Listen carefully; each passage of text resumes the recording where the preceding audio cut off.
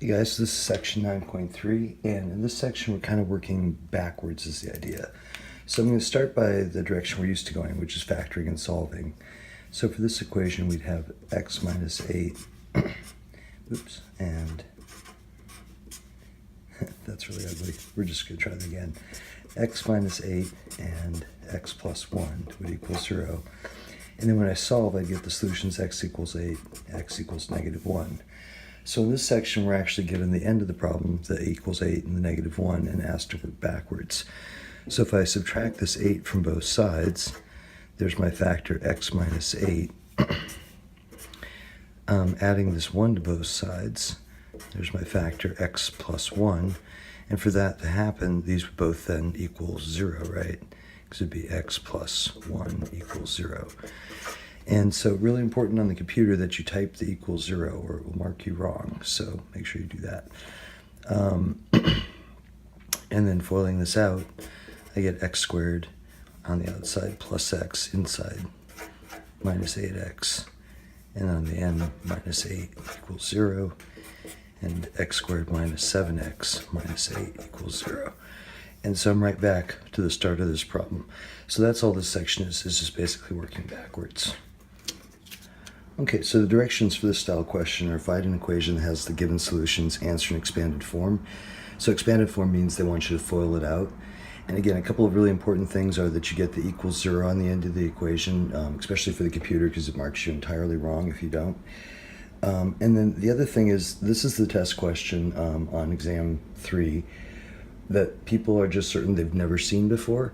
I'm not sure what it is about this question that just, it's like people go blank. So as you're preparing for the exam, just make sure sort of you note the directions and know what they mean and know what to do with this, as it's a common space spot for trouble. And it's a really, really easy question. It's probably one of the easier questions on the test, so bad one to blank on. Okay, so number 2, we're going to go x plus 5 would be our factor, since negative 5 is a 0. And then x equals 7 would make a factor of x minus 7. And then the all-important equals 0. And then just FOIL this out. So x squared, 7x, 5x, minus 35 makes 0. And then we can collect these. And that's as simplified as we can get. And then don't start factoring back, right? Because you're just going to get right back here. So this is it. This is the answer. This one, let me show you how to handle a fraction. So if I have x equals negative 3/5, I mean, I could just add it over and do the thing in fractions, which is legit. But maybe a little bit easier way is to kind of clear the fraction. So I'm multiplying both sides by 5 so that I don't have fractions anymore. And then I have 5x equals negative 3. And then if I add that 3 over, I'm going to scoot over here and save myself this room, then I get 5x plus 3 equals 0. And that's how we're used to seeing these factors kind of show up. And think about, if you ran into this and from here, from this going this direction is what I'm trying to say, you'd set it to 0, you bring the 3 over, you divide the 5. So all we're doing is undoing that. Plus 2 minus 2, so that'll give us an x plus 2 and an x minus 2, so our difference is squares. And then this factor over here. And so since this is only going to make x squared minus 4, I'll do these two first, because that's that difference of squares formula, a plus b, a minus b, so a squared minus b squared. And even if you don't like the other special products, that's a good one. It does make those really easy. And so I'm doing those first because then I get 2 things by 2 things instead of 2 things times 3 things, which will be a little bit easier FOIL. So on the outside we got 5x cubed plus 3x squared inside minus, 20x, and then minus 12 equals 0. And these next two I'd have you guys try. So this will go x minus 9, and this will be x plus 5. And then foiling, x squared, 5x minus 9x minus 45. And then collecting our terms. And there we are. So this one, difference of squares, but this time with the fractions. So let me show that one more time, and then this one I'll just use this to get the other answer. So again, what we do is we multiply to clear the fraction, and then we just subtract the 2 over this time. So I'll have 3x minus 2 equals 0. So since this is plus, this is minus. And since this one's minus, it'll be the same thing but plus. And then this will be an x minus 4. No need to show this work. If you can do that in your head, that's great. But for those who can't, there's how you can get there. So again, I'll do the difference of squares first, just because it makes it easier. So this is going to go 9x squared and then minus 4. I'm just going a squared minus b squared. And that's going to be times this x minus 4. So foiling there, I get 9x cubed minus 36x squared, and then minus 4x plus 16. Okay, so this next one has roots. It's absolutely no different.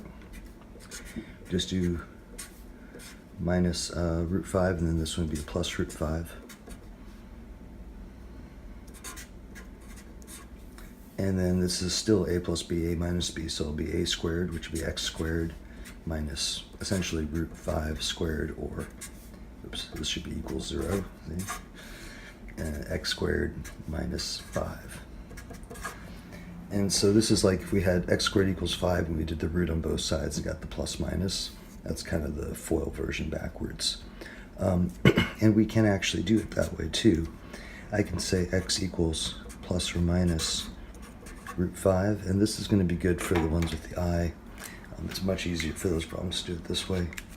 So if I square both sides, and I'm squaring to undo the root, and what that does is, plus squared, well, plus squared is positive, and negative squared would still be positive because it'd be 2 negative signs. So that just makes this positive, and that's where we lose the ambiguity, we lose the solution. So this would just be 5. And then bringing that over, and there we go. So same thing 2 ways. I'm going to do the same thing here and just show kind of both directions. And then for the last example, that one is much easier to do the second way.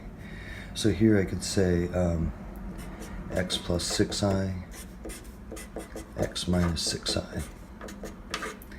And then this is a plus bi, a minus bi, so this would be a squared plus b squared.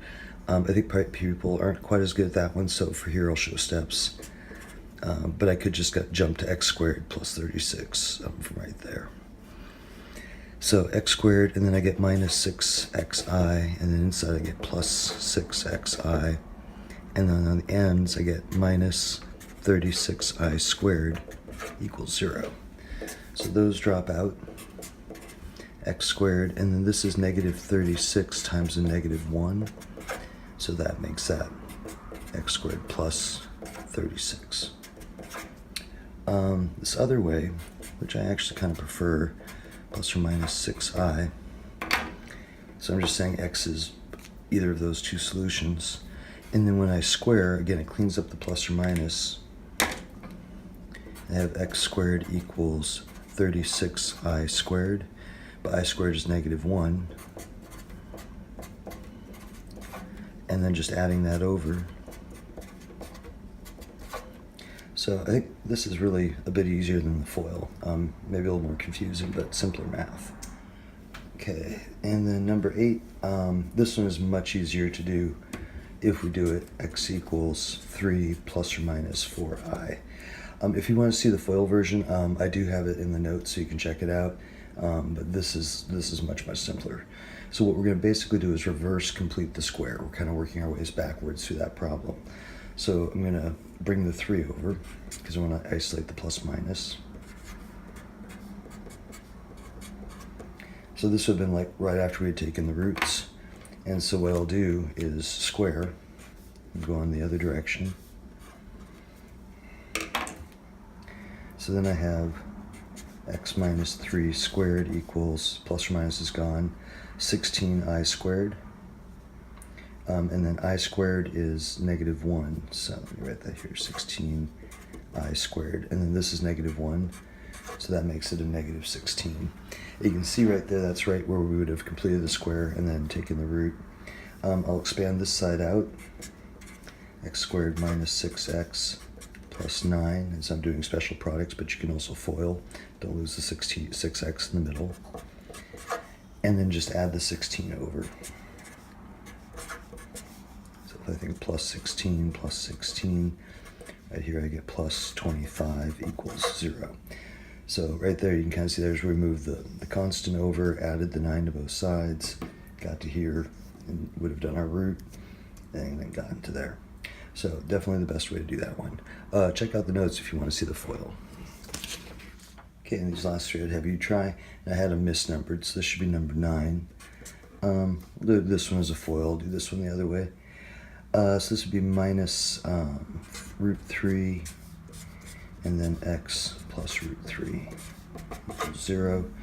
A minus b, a plus b, so it'll be a squared or x squared minus root 3 squared.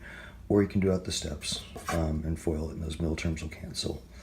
And from here, then you're welcome to just jump right to x squared minus 3 also. This one I'll do as x equals plus or minus 2i, and then I will square both sides.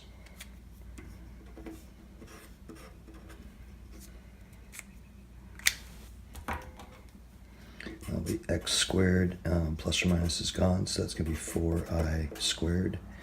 I squared is -1, so that's now -4, and then just add this over.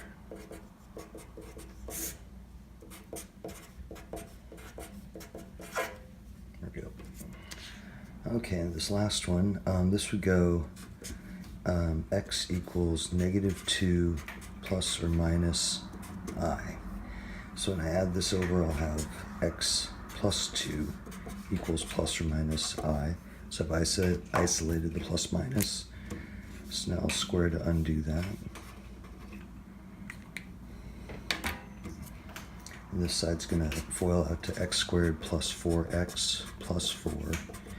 And plus or minus is gone, so this is now I squared, which is really the same thing as -1. And then adding that over, I get x squared plus 4x plus 5 equals 0.